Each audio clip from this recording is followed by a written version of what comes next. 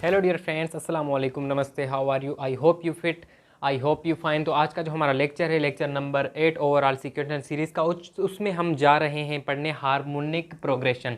ठीक है, third type. पहले हमने क्या डिस्कस की? अर्थमेटिक सीक्वेंस, उसके बाद हम आए ज्योमेट्रिक सीक्वेंस, उसके बाद हम आगे आ गए हैं हार्मोनिक सीक्वेंस। ये बहुत ही ईजी है, इन दोनों से बहुत ही ईजीएस्ट फॉर्म है सीक्वेंस की। इसके कॉन्सेप्ट में बहुत ही अच्छा लॉजिक है जो रिलेटेड करता है अर्थमेटिक सीक्वेंस से। ठीक है डियर फ्रेंड्स, लेक्चर आपको एंड तक देखना है। इसमें मैं की पॉइंट्स बताऊंगा लास्ट में, और लेक्चर आपको एंड तक देखना है। इंशाल्लाह कोई भी क्यूरी नहीं रहेगी, बच्चे की कन्फ्यूजन इसमें दूर हो जाएगी। तो अगर इसकी डेफिनेशन पे गौर करें तो अ सीक्वेंस ऑफ नंबर्स, ठीक है, a sequence of numbers is called harmonic progression, HP, harmonic progression. If the reciprocals, ये लॉजिक है, if the reciprocals of its terms are in AP, अगर इसके रेसिप्रोकल्स एपी बना रहे हों। आपका कॉन्सेप्ट अभी क्लियर नहीं हुआ होगा। मैं एक एग्जांपल लेता हूँ, उसके बाद हम जनरल nth टर्म और इसकी जनरल फॉर्म पर आते हैं। सपोज करें हमारे पास एक सीक्वेंस है 1, 1 ठीक है, 1/3, 1/5, 1/7। ठीक है, 1 के ऊपर नीचे हम 1 नहीं दे रहे हैं, इसको लिखने की ज़रूरत नहीं। सपोज करें ये हमारे पास क्या है, ये हमारे पास है हार्मोनिक प्रोग्रेशन। ठीक है, हार्मोनिक प्रोग्रेशन। तो अगर हम इसका रेसिप्रोकल लेंगे, मतलब रेसिप्रोकल क्या होगा इसका, 1 3 5 7, 1 3 5 7, ये क्या होगा इसका रेसिप्रोकल, जो क्या बनाएगा, अर्थमेटिक प्रोग्रेशन। अगर वेरीफाई करना चाहते हैं तो इसका कॉमन डिफरेंस आप चेक कर लें। कॉमन डिफरेंस हमारे पास क्या था, D is equal to T2 minus T1। तो अगर कॉमन डिफरेंस फाइंड करें 3 minus 1 which is equal to 2, अगर इन दोनों का फाइंड करें 5 minus 3 which is equal to 2, अगर 7 और 5 का फाइंड करें 7 minus 5 which is equal to 2। तो थ्रू आउट सीक्वेंस आप देख रहे हैं कॉमन डिफरेंस सेम आ रहा है। तो मतलब ये हमारी क्या है, अर्थमेटिक प्रोग्रेशन है। तो ये हमारी है हार्मोनिक प्रोग्रेशन। सिंपली अगर इजी कॉन्सेप्ट आपको दूं तो अर्थमेटिक जो प्रोग्रेशन होती है उसका जो रेसिप्रोकल या उसका जो उलट होता है वो होता है हमारे पास हार्मोनिक प्रोग्रेशन। और हार्मोनिक प्रोग्रेशन को हम अगर उलट करेंगे, रेसिप्रोकल करेंगे, तो वो हमारे पास क्या बन जाएगी, अर्थमेटिक प्रोग्रेशन। ठीक है डियर फ्रेंड्स, अगर इसकी जनरल टर्म पे मैं आ जाऊं, इसका हम फिर जनरल nth फार्मूला भी देखते हैं। nth फार्मूले और कॉमन रेशियो पे भी आते हैं। कॉमन रेशियो सॉरी डिफरेंस इसका कैसे फाइंड करेंगे वो भी बहुत ईजी है।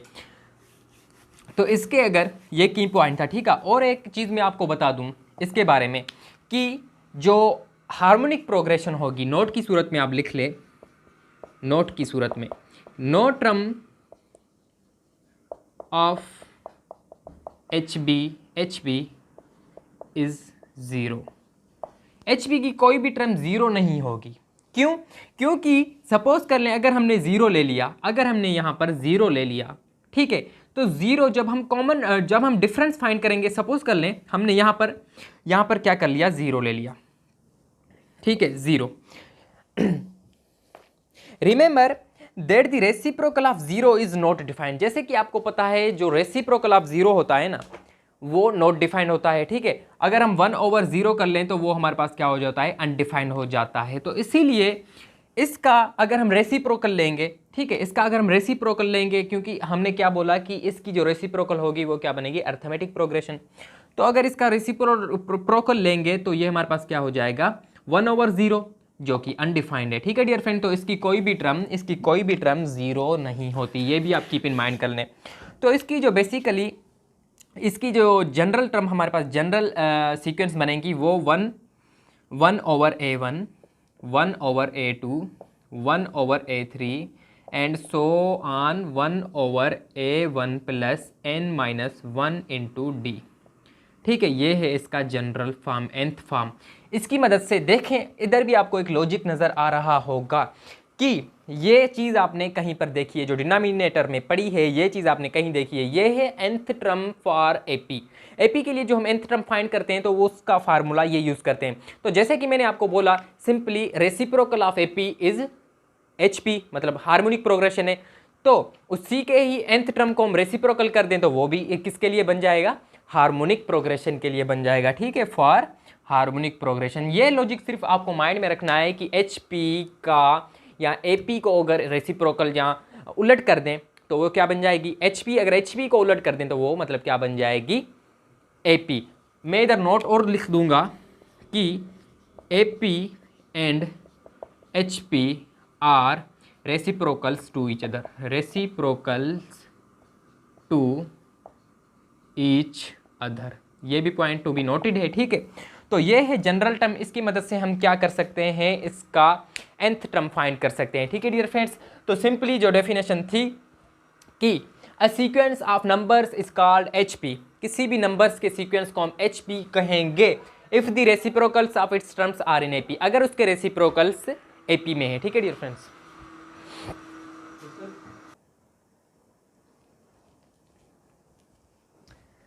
डियर फ्रेंड्स अब एक क्वेश्चन पे आते हैं, उस क्वेश्चन के बाद आपका कॉन्सेप्ट बहुत ही इजी हो जाएगा, ठीक है।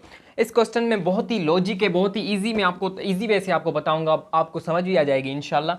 क्वेश्चन नंबर हमारे पास है फाइंड दी nth, ठीक है। इसमें दो चीज़ों की बात की गई है, nth and 8th term of an HP which is 1/2, 1/5, 1/8, ठीक है। अब हम कैसे फाइंड करेंगे, सिंपली मैंने आपको बताया कि इसका रेसिप्रोकल लेंगे तो वो AP बन जाएगा। सो सॉल्यूशन स्टार्ट करेंगे। Solution the reciprocal of HP, इसका रेसिप्रोकल इजी वे में मैं आपको बताऊंगा। इसका अगर रेसिप्रोकल लेंगे ऐसे ही हम फाइंड करेंगे तो थोड़ी सी दिक्कत होगी, तो इजी वे में मैं अगर आपको बता दूं तो अगर इसका हम रेसिप्रोकल ले लें, रेसिप्रोकल हमारे पास क्या आ जाएगा इसका 2, 5, 8 विच इज़ इन AP, ठीक है। मैंने आपको बताया था कि इसका अगर रेसिप्रोकल लेंगे तो वो अर्थमेटिक प्रोग्रेशन में होगा, ठीक है, 2, 5, 8। अब सिंपली अर्थमेटिक प्रोग्रेशन वाले टूल्स यहाँ पर यूज़ कर लें। तो अर्थमेटिक प्रोग्रेशन में हमारे पास जो फार्मूला होता है an is equal to A1 plus n-1 into D, ठीक है, जनरल टर्म के लिए। तो यहाँ पर A1 हमारे पास फर्स्ट टर्म होता है, ठीक है, ये A1 हमारे पास क्या होता है first term. an is equal to, पहले हमें nth टर्म फाइंड करना है, ठीक है, an फाइंड करना है, तो A1 हमारे पास फर्स्ट टर्म है 2 प्लस n-1, n-1 मतलब टोटल नंबर ऑफ टर्म्स कितनी है 1, 2, 3, ठीक है। और सॉरी n-1 मतलब कौन सी टर्म हमें फाइंड करनी है, 8th या nth, हमें nth टर्म फाइंड करनी है। सो n-1 अगर D यहाँ पर फाइंड करें, D is equal to T2 minus T1 which is T2 हमारे पास क्या है 5 minus 2 which is equal to 3। तो यहाँ पर डिफरेंस हमारे पास कितना आ गया 3। तो सिंपली इसको वेरीफाई करेंगे, इसको सिंप्लीफाई करेंगे तो ये हमारे पास 2 प्लस 3n-3, इसको और सिंप्लीफाई करें तो an is equal to 3n-1 हमारे पास आ जाएगा, ठीक है, 3n-1 आ गया, माइनस का 3 पॉजिटिव का 2, सो सिंपली -1 आ जाएगा। अब 1/an, जैसे कि हमें AP का फाइंड करना है ना, अर्थमेटिक HP का फाइंड करना है हार्मोनिक प्रोग्रेशन का, तो वो इसका रेसिप्रोकल है 1/an which is equal to 1/3n-1। तो ये हमें nth टर्म मिल गई, ठीक है, 1/a1 हमें क्या मिल गई nth टर्म इसकी मिल गई।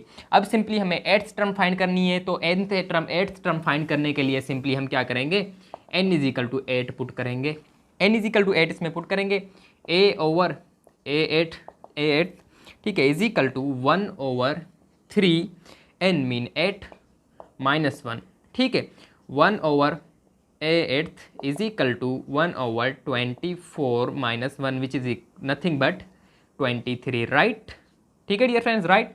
1/8 टर्म ऐसे फाइंड कर लेंगे, ठीक है। बहुत इजी कॉन्सेप्ट था इसका, सिंपली आप जो अर्थमेटिक प्रोग्रेशन के टूल्स यूज़ करके और उसको रेसिप्रोकल कर दें, अर्थमेटिक प्रोग्रेशन का nth टर्म फाइंड करके या 8th टर्म कोई भी टर्म फाइंड करके उसका रेसिप्रोकल कर देंगे तो वो हमें क्या मिल जाएगा, हमें हार्मोनिक प्रोग्रेशन मिल जाएगा, ठीक है। ये लॉजिक आपको जहन में रखना पड़ेगा कि अर्थमेटिक प्रोग्रेशन सिंपली रेसिप्रोकल है हार्मोनिक प्रोग्रेशन, और अगर हार्मोनिक प्रोग्रेशन को रेसिप्रोकल लेंगे तो वो हमें क्या मिलेगी, अर्थमेटिक प्रोग्रेशन। तो ये था बेसिक कॉन्सेप्ट इसका, keep in your mind. So अब मैं कुछ की पॉइंट्स आपको बताता हूँ related to harmonic progression. Dear friends अब आ जाते हैं हम harmonic mean between two given numbers A and B. Harmonic mean जैसे कि हमने अर्थमेटिक मीन पढ़ी, हार्मोनिक मीन में आज जो इसमें डिस्कस करूंगा वो सिंगल हार्मोनिक मीन की बात करूंगा, ठीक है। Insert an harmonic means 1 2 3 4 5 6 7 8 9 10 greater than 1 2 3 4 5 6 10, ये मैं नेक्स्ट लेक्चर में आपको ब्रीफली एक्सप्लेन करूंगा, राइट। तो dear friends harmonic mean H M का जो फार्मूला है हार्मोनिक मीन का, सिंपली वो हमारे पास है 2ab/a + b, ठीक है, किसी भी दो नंबर्स के बीच में हार्मोनिक मीन हम इस फार्मूले की मदद से क्या कर सकते हैं, फाइंड कर सकते हैं। ठीक है डियर फ्रेंड्स, अगर हम यहाँ पर एक एग्जांपल ले लें कि find harmonic mean, find H M between 3 and 7, 3 and तो 7, तो बहुत ही ईजी रहेगा। सिंपली एच एम हमारे पास क्या है, 2ab, 2a हमारे पास 3 है, b हमारे पास 7 है, simply a plus B 3 plus 7, तो ये हमारे पास कितना बन जाएगा, 7 21, 21 into 2 which will be what it will be, it will be